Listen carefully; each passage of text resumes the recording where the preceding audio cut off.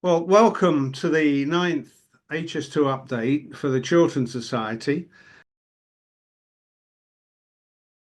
HS2 approaches the Chilterns via the 2.1-mile long Colne Valley Viaduct across the Colne Valley Regional Park near Denham. This visualisation shows it crossing a number of lakes, the Grand Union Canal and the River Colne, as well as Moor Hall Road and the A412, more popularly known as the North Orbital Road. And this is the reality now that the construction is complete. This is the longest viaduct in the UK, yet it would take trains just 40 seconds to traverse it. Here we are looking north from the Harville Road in Harefield towards the viaduct's south abutment. This is the viaduct launching girder named Dominique after its designer. At this time, all the viaduct segments are in place except one, and you can see it on the right of the picture. This one, the 1,000th, was later lowered into place at a topping out ceremony at the beginning of September. Having done its job, Dominique was then moved off the viaduct and then slowly dismantled.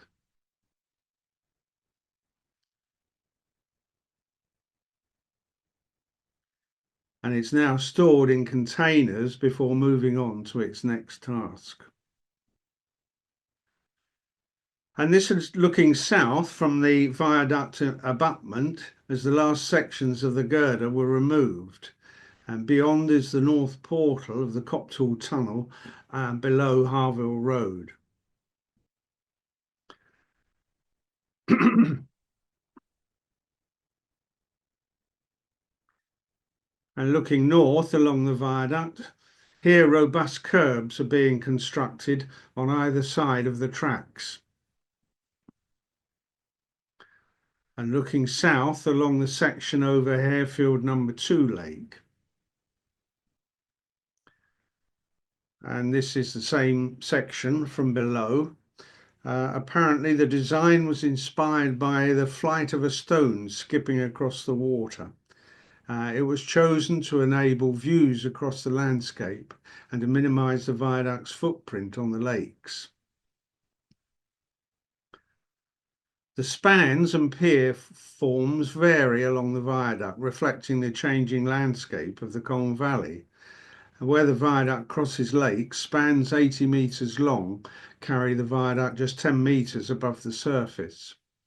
Elsewhere, the spans are shorter and the piers more conventional. And this is the same view when the lake was home to Hillingdon Outdoor Activity Centre.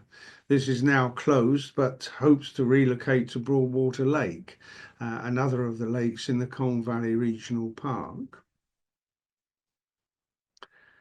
This shows the launching girder working its way across the Grand Union Canal, just near Harefield Marina. It weighed 700 tonnes and moved methodically from one pier to the next. During construction, the footpath, which forms part of the London Loop on the south side of the canal, was temporarily diverted on a pontoon over the canal. This has now been removed and the footpath realigned under the viaduct.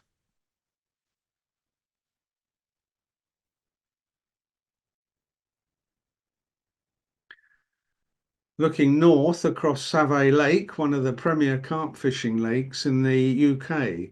This shows the landscaping around one of the land-based piers. The viaduct then crosses Moor Hall Road, and you can see the noise barrier installation on the top. And then across Corder Lake. Barriers are required on both sides of the viaduct in order to meet the acoustic requirements set out in the environmental statement. Early in the acoustic modelling process, it became clear that inclining the barriers and locating them as close as possible to the tracks significantly improved noise mitigation performance. Galvanized steel cassettes with a mineral wool infill and perforated inner face are used for the absorptive parts of the barriers. In order to maintain an adequate view of the surrounding landscape, the solid parts of the barrier are no higher than 1.6 meters above the track. Other key design principles were to reduce visual impact, enhance passenger experience, and to prevent bird and bat strikes with passing trains. Hybrid barriers have 2 by 3 meter transparent acrylic panels located above the solid panels. They incorporate black lines to ensure they remain visible to flying birds. There's a walkway on either side of the viaduct above a services trough. Here you can see the robust curb, which is designed to restrain a train should it derail. The viaduct curves along its length, and trains travelling at 200 miles an hour create enormous lateral forces. At the bottom of the picture is the base for an overhead catenary support pylon. And this is the same section at an earlier stage of construction as it passes the old clubhouse at the Denham Water Ski Club. A new one was built on the opposite side of the lake. And this is looking back across the lake to the viaduct. I must say it doesn't look as bad as I expected, and sits in nicely below the tree line. Is it coming out there? Here we are looking north along the next section as it approaches the A412 crossing. The parapet and sound barriers are now in position. This is the same section under construction, showing the launching girder lowering segments into place. And looking east now from the viaduct along the A412 at West Hyde. And looking back towards the viaduct. The span crossing the road was increased to 80 metres to ensure that the piers are located on either side of the road, minimising impact on local communities during construction. And looking south from Pier 56, the last of the piers. And this is from the north abutment on the newly created West Hyde embankment.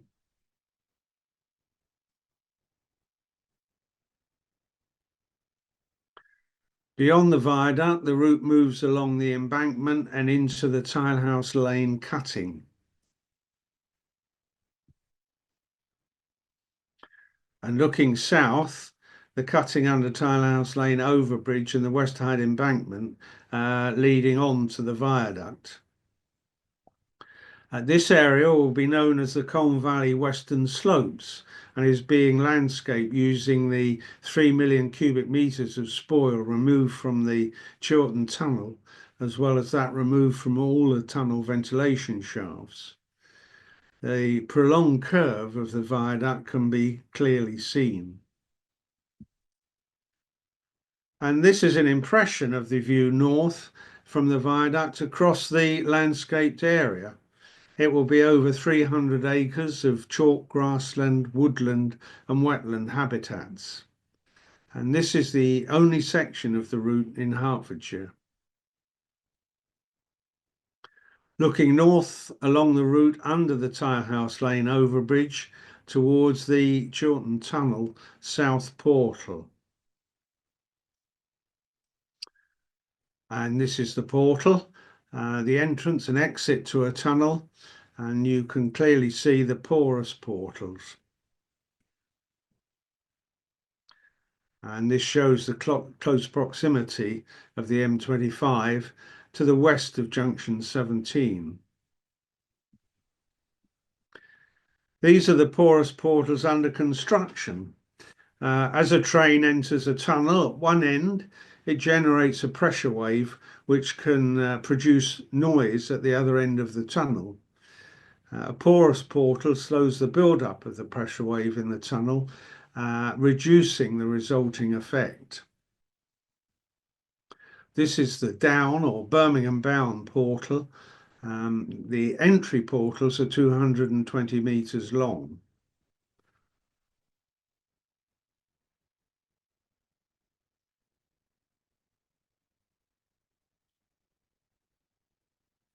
And this is the up or London bound portal. Exit portals are shorter and 135 metres long. And these are the vents that make the portal porous. On the exit portal, they get bigger the further from the tunnel itself, and you can see that quite clearly here. The section between the porous portals and the portals themselves was left until the tunnels were complete. Construction of this section is now nearing completion. And this is looking south along the porous portals. And this is the portal itself. And just to look back, this was the same view as the second tunnel boring machine prepared to start work in May 2021. This area around the portal will eventually be landscaped. The vents in the entry portal are uniform and smaller. And looking over the top, you can see that the exit portal is slightly higher. And this is an impression of what the portals will eventually look like.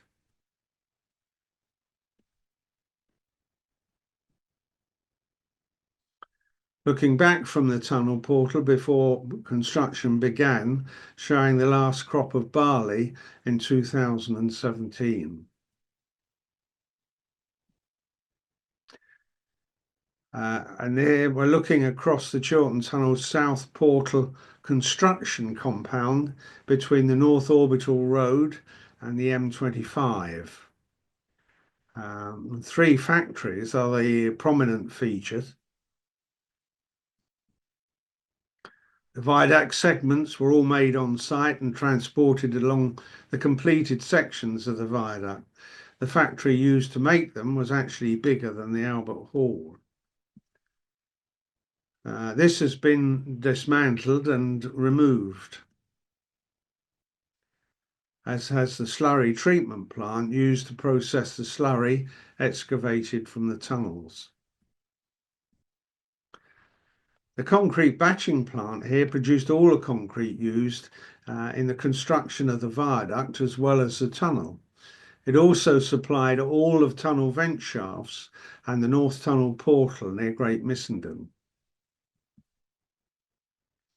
All HGVs arriving at the compound use these temporary slip roads off the M25, keeping them off local roads. Crosses show the area we're looking at now from the M25 across the central Chilterns as far as Wendover. The first section is the 10-mile long twin-bore Chiltern Tunnel. 1 metre wide walkway is being constructed in each tunnel. There are cross passages between the tunnels every 320 metres, 38 in total, and these will be used to evacuate passengers from the tunnel in the event of an emergency. This shows the 4 tunnel ventilation shafts across the Chilterns. There will also be an intervention shaft near the North Tunnel portal at South Heath.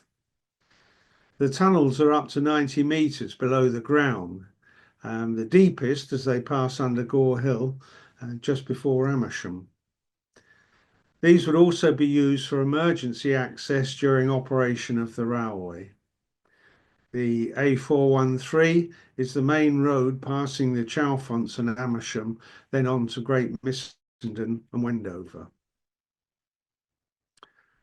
The first of the shafts is the Chalfont St Peter vent shaft, situated in Tresham Lane, not far from the Chiltern Open Air Museum.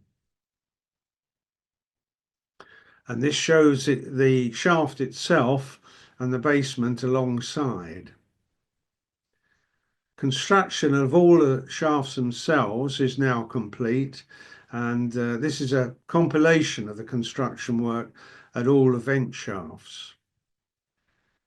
This is the basement. They were all made using secant piling, where the walls are constructed below ground using interlocking piles. Material is then removed, creating a basement. The top of the shaft itself was then revealed, and this was removed down to basement level. A base slab was then laid and the walls lined. And great care was taken in installing a waterproof membrane over the whole area. Internal work structures within the shaft were then added and tunnel connections installed at the base. Here reinforcement is being put in place, ready for the shaft lining. And this is the basement level of the shaft. Chalfont St Peter is the deepest of the shafts at 66.5 metres. The tunnels themselves are 55 metres below ground level. To put this in perspective, Nelson's column would fit in the shaft above the tunnels with room to spare. Here the lift descends 12 levels before reaching the tunnels. And this shows the cutting through from the vent shaft into the upline tunnel.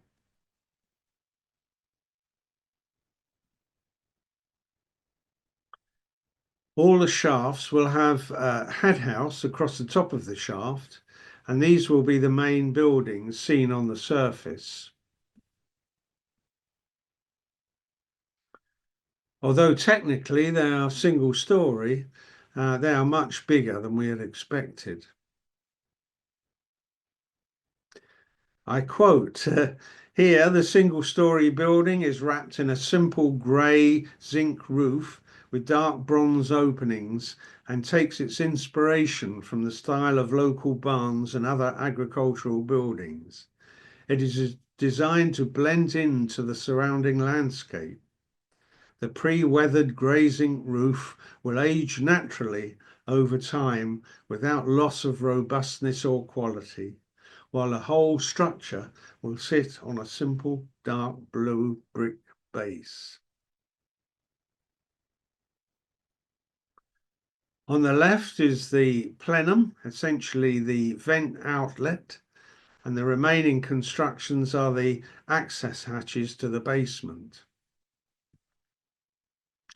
The original impression gave a good idea of what these buildings would eventually look like. Chesham Lane is on the right. A 400-metre long temporary haul road links the site directly to the A413. All the construction sites have approved access routes which HGVs must use. The one for this site is via the A413 to the A40 at Jarrod's Cross and then on to the M40. Temporary traffic lights control traffic on the 413, and the haul road will be in operation until the rail systems are installed. They'll then be removed and the land will be restored to its former use. Chalfont St Giles vent shaft is situated at the top of Bottomhouse Farm Lane, and we're looking north towards Old Amersham. The A355 runs up Gore Hill to Beaconsfield. Access to the shaft is via a half-mile long temporary haul road from the A413. Upper Bottomhouse Farm has been heavily impacted by construction. Here again you can see the top of the shaft and the basement alongside. Bottomhouse Farm Lane continues in its original form as a very narrow single track road beyond the vent shaft. Here we're looking across the basement from the plenum towards the shaft. The basement is 8 metres deep. Rather like the huge turbine halls at power stations, this is where the fans will be housed. And this is the top of the shaft itself. The tunnels are 26 metres below ground here, less than half the depth of the Chalfont St Peter shaft. At the bottom of the shaft, we're looking from the up-line London-bound tunnel towards the down-line Birmingham-bound one. This is where the air will be extracted as trains pass through. And this is the down tunnel looking south back towards London. And the up line again looking south towards London. These are the 3 buildings that will be visible above ground as they appeared at the last update and as they are now. The plenum, the auto transformer station and the head house itself. And these are the basement access hatches. Backfilling has been completed and the permanent hard standing tarmacked. And looking north across Bottomhouse Farm Lane, this is an impression of what the site will eventually look like. The haul road was to be removed once construction of the vent shafts is completed next year, but will now remain in place until the rail systems have been installed. The Amersham vent shaft is situated in Walden Lane, west of Amersham Hospital. This is the smallest of the sites and is virtually an island bounded by roads. The construction compound is across the other side of Walden Lane and will be removed once construction is complete.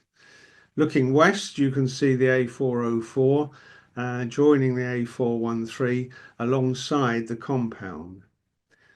For all the sites between Amersham and Stoke Mandeville, the approved access route is the A413, the 355 up Gore Hill to Beaconsfield, and then to the M40. And here you can see the top of the shaft and the basement alongside. And the head house, which is now in place. The restricted space and layout of the site dictates that this has to be round. The hoardings surrounding the whole site have been decorated with murals depicting the history of Amersham. And I was a bit concerned when the head house turned red and relieved to find that it's just the cladding airtight membrane. And again, this is the basement looking to the shaft beyond the access hatches and looking up from basement level 9. The shaft depth here is 43 metres and the tunnels are 30 metres below the ground. And this is the up line, London bound tunnel. Looking west from the head house towards the basement, access hatches and the plenum. and backfilling around the building is underway. The first of the 197 precast boundary wall segments being installed around the compound. The area outside the boundary wall will be landscaped and replanted. Wealden Lane is beyond the hoardings. And looking towards the junction of the A404 and the 413, tree planting will shield this view eventually. The boundary wall will be lined with precast flint panels, and these will provide the external finish that will be seen from Wealden Lane and the 404. Local interest groups were consulted about different finishes, and the aim was that the design will fit in with other flint finishes used locally.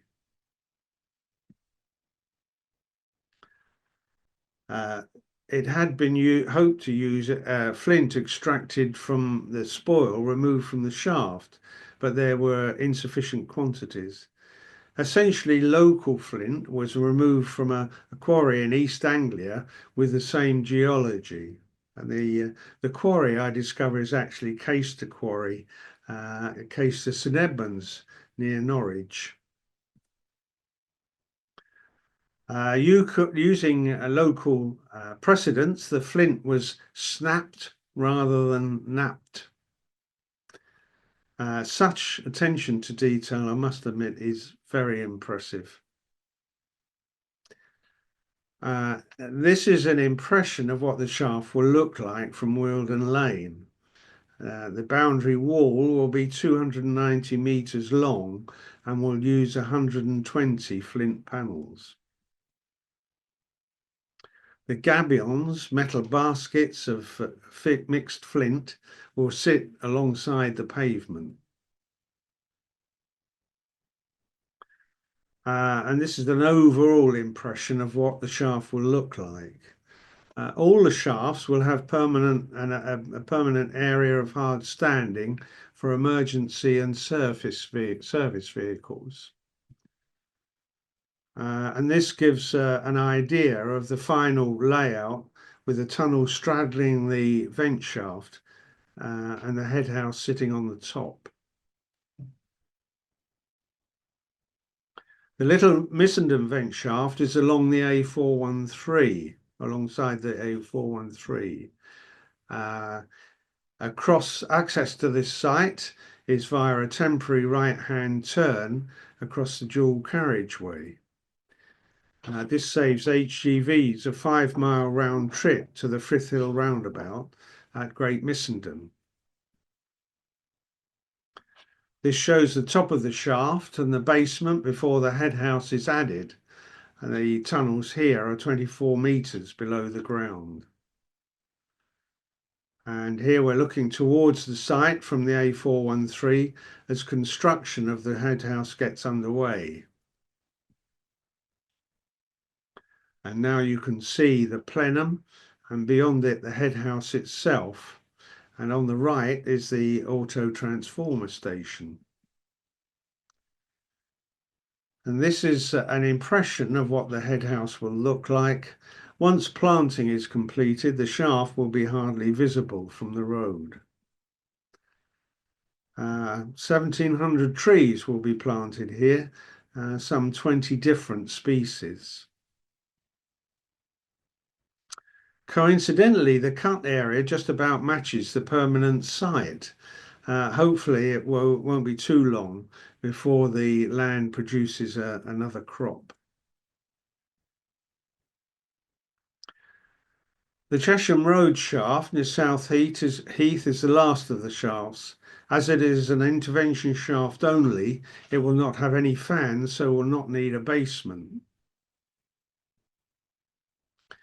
Because the shaft is above the water table, a different form of construction called the caisson method was used for the shaft. Sections of the caisson were constructed above ground and then sunk to the required level by excavating from within material from within the caisson. Effectively, there are two headhouses here, one either side of the shaft. Apparently, one will be a backup for the other. Again, they are referred to as single story. There is no basement, so all the machinery will be above ground. But why they are so big, I just don't know. You can see the auto transformer to the right. And this is the top of the shaft between the two headhouses. The tunnels are 33 metres below ground, 9 floors down, and looking across the bottom of the shaft from one tunnel to the other. This is the view from the footpath that passes behind the shaft as construction of the buildings is well underway. And now as the construction is nearly complete. In the foreground is the auto transformer station with the headhouse buildings behind. This was taken last week, so this is what it looks like now. The North Tunnel portal is just north of Frith Hill in South Heath, and this is looking east from Great Missenden and looking westwards towards Great Missenden. To the right, you can see the temporary haul road that connects the portal site to the A413. Another haul road follows the route and connects all the sites across the Chilterns. There are about 7 miles of temporary roads across the Chilterns that will be removed once construction is complete. This is the tunnel portal itself. The impact on the area is considerably reduced by the fact that it is 15 metres below the ground. Construction of the porous portals is well underway. These pictures were taken in October. And this shows the upline portal and from a different angle, looking north. At the bottom of the picture, you can see one of the reversible dump trucks being used to deliver concrete for the walkways in the tunnel. They push their load in, then reverse the driving cab and drive out. They're actually narrow enough to pass in the tunnel. Huge amounts of concrete have already been used here, and all was produced by the batching plant at the South Portal and then transported by road. A round trip of over 40 miles for each load. A batching plant has been constructed here to supply the next section of the route and for the walkways that will run the length of the tunnels. These alone will need 70,000 cubic metres of concrete. The route continues in the South Heath cutting under a series of bridges. In this section, they are all over bridges, meaning that they cross over the railway. The route alignment has been designed to enable speeds up to 225 miles an hour north of the Chiltern Tunnel. The first bridges take public footpaths over the line. This is a visualization of what the first footbridge will look like. The tunnel portal will only be visible from this footbridge.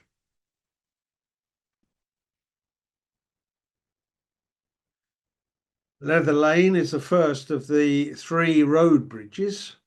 Offline construction means that the bridge will be built to the south of the lane, which will be diverted over the bridge once construction is complete. This avoids temporary closure of the road. We still await an acceptable design for the overbridge here. Further north, Cottage Farm accommodation overbridge was planned alongside Grim's Ditch. These plans have now been abandoned. In July 2024, Buckinghamshire Council gave consent for 75 metres of the Iron Age earthworks to be excavated as part of the construction work. A spokesman stated that the council bitterly regret that damage will be done to any part of this ancient monument. Looking at north along the South Heath cutting, sheet piling has been installed either side of the route to safeguard what remains. You can see the remains of Jones Hill wood on the skyline. Sadly, we're looking from a destroyed section of an Iron Age earthworks towards a destroyed section of an ancient woodland. Next is the footpath, public footpath accommodation overbridge, and beyond is the Bowood Lane overbridge.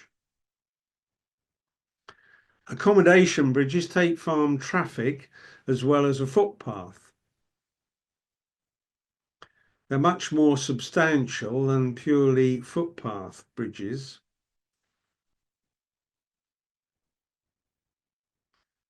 And this is the span across the down line. And the same view long before construction began. That's a lovely typical Chilterns public footpath running around the side of a field. Sadly, that's gone. Looking north towards Bowood Lane overbridge, to the right are the remains of Jones Hill Wood. And again, the section across the down line. And we're looking west over the bridge.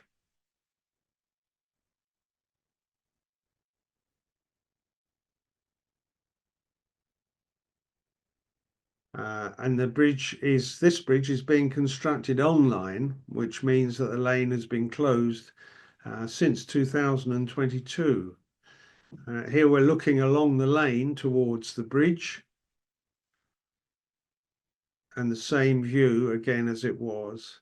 Bowood Lane was a very little used single track sunken lane. The public footpath that runs alongside the lane has been diverted but remains open with a man crossing of the Hall Road. All other footpaths crossing the route in this section are closed during construction, so this is a vital diversion route for some, including the very popular Chiltern Way.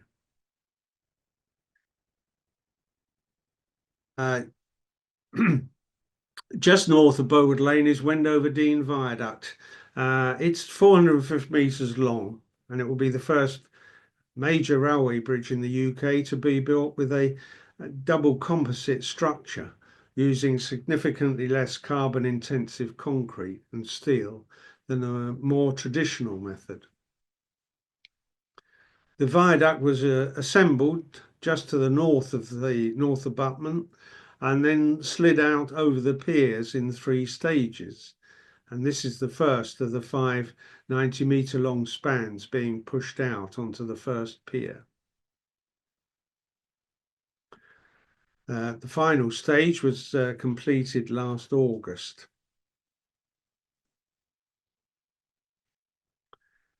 The viaduct is supported on 9 piers up to 14 metres high. The beams themselves are made from weathering steel, which will age to a characteristically dark russet finish and echo the natural tones of the surrounding landscape. That's the idea, anyway. 38 steel beams that make up the viaduct are 25 metres long and were made in France. They were delivered at night using extra long lorries with traffic management in place. Total steel weight is around 1,400 tonnes, and it will be topped with a concrete deck, which will carry the track and built-in noise barriers. One of the considerations in the design is that the viaduct runs north-south, so the steel on the eastern side expands as the sun rises. As the sun moves, it warms up the middle section, and then the western side, which expands as the eastern side contracts. Looking south towards Jones Hill Wood, the Chiltern Way will eventually pass under the viaduct on its original alignment. And this is an impression of what it will look like. Trains will cross it at 225 miles an hour. The route leaves the viaduct on the Wendover Green North embankment and then on into the Rocky Lane cutting. You can see the vehicle maintenance and fuel storage depot to the left of the picture. Wendover Auto Transformer Station will be alongside the track just to the south of Rocky Lane. Construction of Rocky Lane Underbridge is well underway. It's an underbridge, which means that the road will go under the railway.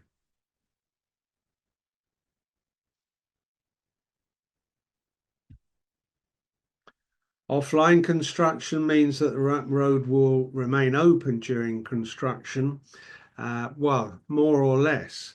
The road will have to be closed from this February right through to August to complete the tie-ins. This is the western tie-in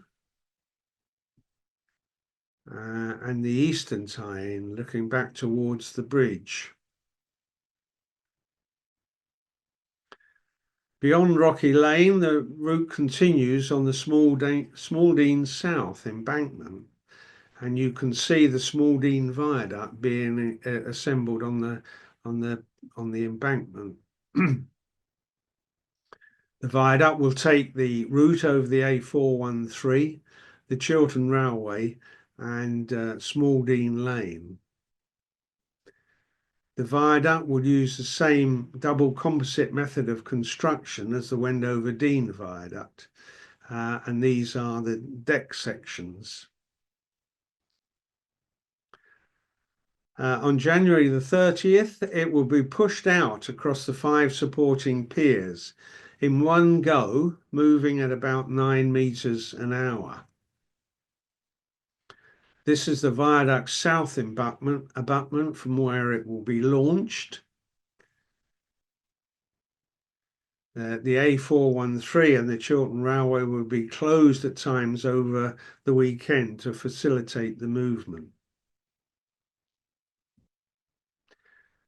And this is an HS2 picture showing construction of one of the piers. They have 49-meter deep piled foundations, and the Y-shaped precast segments on the top weigh 42 tonnes.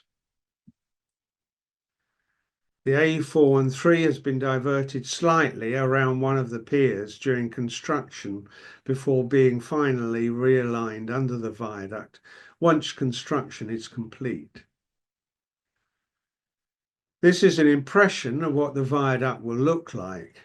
The underside of the viaduct will be just 6 meters above the road, and there will be noise barriers along the top of the viaduct. The route leaves the viaduct on the Smaldene North embankment. The embankment rises up to 14 meters above the current ground level and will act as a dam for water running off the adjacent fields, diverting it to the north. The last of the bridges in the Chilterns will be Grove Farm Underbridge. The route will then enter the Wendover Green Tunnel. The south portal will be just south of Backham Lane. Backham Lane is now closed until December 2026. A temporary link road has been constructed to connect to Ellsborough Road.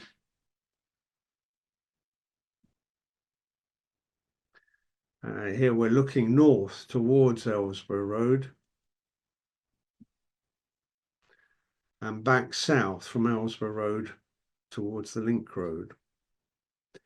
And that's as it was. The road will be removed and the land restored, but it won't be quite the same. To accommodate the volume of water in a 1 in 100-year storm, a drainage culvert 1,600 metres long is being created alongside the tunnel. A large level work site was created at track level. The excavation of such a large hole in the ground resulted in about 42,000 cubic metres of chalk being excavated and moved to a stockpile site north of Ellsborough Road. This was done in over a 3-week period using the largest 60-ton dump trucks. This involved 2,000 round trips. The first 800 metres will be in a 2.4 metre diameter pipe running from the tunnel south portal to the north of Ellsborough Road.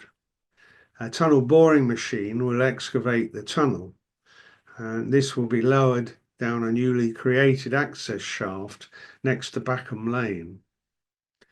The shaft is 9 metres in diameter, the same actually as the Chiltern Tunnel, and 17 metres deep. And this was created using a caisson method where concrete rings were pushed down by hydraulic rams and spoil was then removed using a large skip and a giant 100-ton crane. You can see the link road here curving round towards Ellsborough Road. Wendover Memorial Woodland is on the right of the picture beyond the sheet piling, and Wendover Station is at the top of the picture, and in the centre is the Ellsborough Road crossing. The original plan was to move spoil using the planned cutting through Ellsborough Road. However, delay in moving some underground utility pipes meant that the trucks needed to travel over the road with a ramp installed for the purpose. In November, that ramp was removed and the utility services bridge reinstalled to carry the Thames Valley pipes. The cutting will be made once the earth moving season arrives around March. North of Ellsborough Road, the first 200-metre section of the foundations for the cut and cover tunnel has been created. Further north, the excavation has been stalled pending approval of the mitigation measures needed to manage the impact of the cutting works on the Colne Hill aquifer. A low permeability tanking wall has been established to stop the aquifer discharging into the north cutting. The first section of this 650 metres long and descends 30 metres down through the surface chalk to the underlying clay. This will divert the underground aquifer flows, and while extensively computer modelled, the Environment Agency want to ensure that sufficient good quality water still flows into the Western Turville Reservoir, the Grand Union Canal and Stoke Brook. The tanking wall is designed to divert some water to flow through the chalk under the Green Tunnel foundations, but the Environment Agency are keen to check the actual performance prior to giving permission for more excavation. North of the Green Tunnel, you can see the 2 yellow cranes involved in digging the tanking wall, and also the silos for the concrete batching plant that is supplying the various bridge and viaduct work sites in the area. The tanking wall will eventually extend to the north of Nashley Road the Ashley Road overbridge as the route leaves the Chilterns. I'm very grateful to Mary Cook for supplying all the information from around Wendover. We haven't managed a flight since the last update, so I've used pictures taken on numerous site visits, as well as from various off-road locations. I'm very grateful to the contractors for their cooperation and for allowing me access to so many of the sites. They really couldn't be more helpful. You can see most of the pictures I've used by visiting the HS2 photo diary on the Chiltern Society website. This shows the impact at a number of locations across the Chilterns and is constantly updated. There are also various links to various videos, including a virtual fly-through along the route from Denham to Calvert beyond Aylesbury. The next update, the 10th, will be on the 12th of July, 2025. Hopefully, I will see you all then. Thank you.